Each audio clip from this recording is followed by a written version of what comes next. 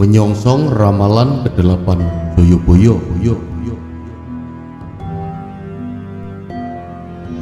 Saya yakin ramalan ke-8 Joyoboyo akan terbukti tidak lama setelah ramalan ke-7 itu berlangsung.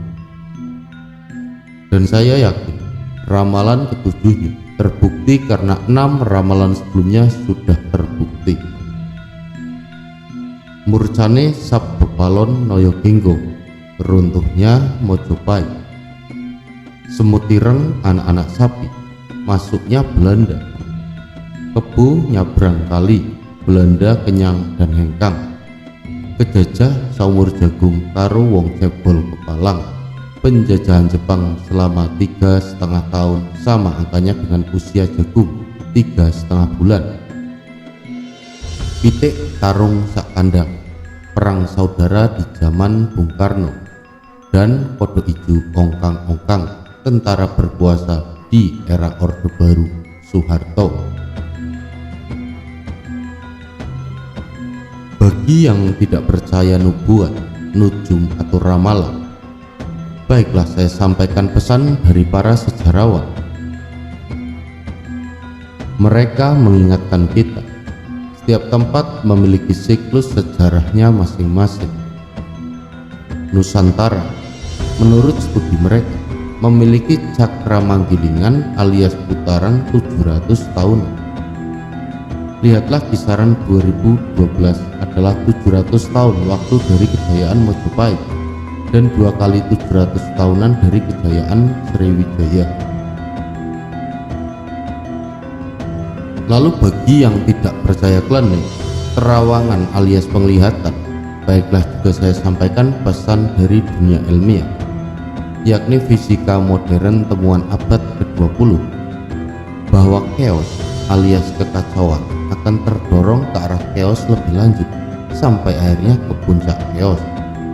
Nah, di dalam puncak chaos itulah nanti terkandung energi internal yang mendorong keadaan kembali normal. Dan pertanyaan saya, kurang chaos bagaimana lagi keadaan sekarang? Dan sekarang bukankah keadaan chaos itu tampak makin mengarah pada chaos lanjutan? Nah, pada puncak chaos nanti tidak diperlukan lagi energi eksternal, misalnya campur tangan Amerika dan negara-negara asing lain untuk mengembalikan keadaan menjadi normal.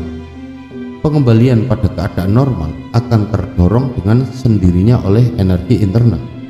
Dan kekuatan energi internal itulah yang sebenarnya menjadi landasan keyakinan banyak orang yang tak pernah luntur, yakni akan munculnya Satrio Piningit. Saya yakin ramalan ke-8 Joyoboyo itu segera terwujud karena tanda-tanda yang diisyaratkan oleh rekan-rekan dari dunia paranormal cocok dengan orang-orang dari dunia ilmiah. Nah, sebagai pendukung ramalan Joyoboyo dari abad ke-11, ramalan Ronggo Warsito sekitar 1,5 abad sebelum ditemukan teori chaos fisika modern juga sesuai dengan prinsip-prinsip teori chaos. Awal chaos adalah zaman kolotido, zaman kekacauan pribadi-pribadi. Sudah ditunjukkan setidaknya sejak era Soeharto yang berlanjut hingga era reformasi dan kemudian ditandai kacaunya penyelenggaraan pemilu. Chaos tersebut berlanjut ke ambang puncak chaos, yakni zaman Kolobendu, zaman kekacauan kolektif. Setelah Kolotido dan Kolobendu serta energi internal yang terkandung dalam Kolobendu cocok dengan teori chaos, Ronggo Warsito jauh sebelum teori chaos ditemukan sudah meramalkan Kolosubo, zaman kesejahteraan setelah kita melewati Kolotido yang selanjutnya memuncak ke Kolobendu. Saya yakin zaman Kolosubo akan muncul di Nusantara.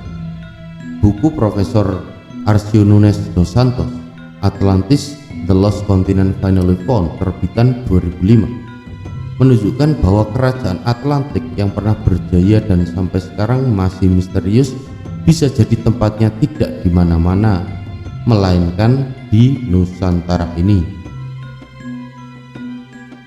Lalu temuan pakar Amerika Latin yang terjemahan Indonesianya terbit pada Desember 2009 itu seakan memperkukuh studi kurang lebih 30 tahun Dennis Lombard melalui bukunya Nusa Jawa Silang Budaya. Lombard, antropolog Prancis, menggarisbawahi secara lebih detail dan meyakinkan soal betapa istimewanya kedudukan Nusantara dahulu, sekarang, maupun seharusnya di masa yang akan datang.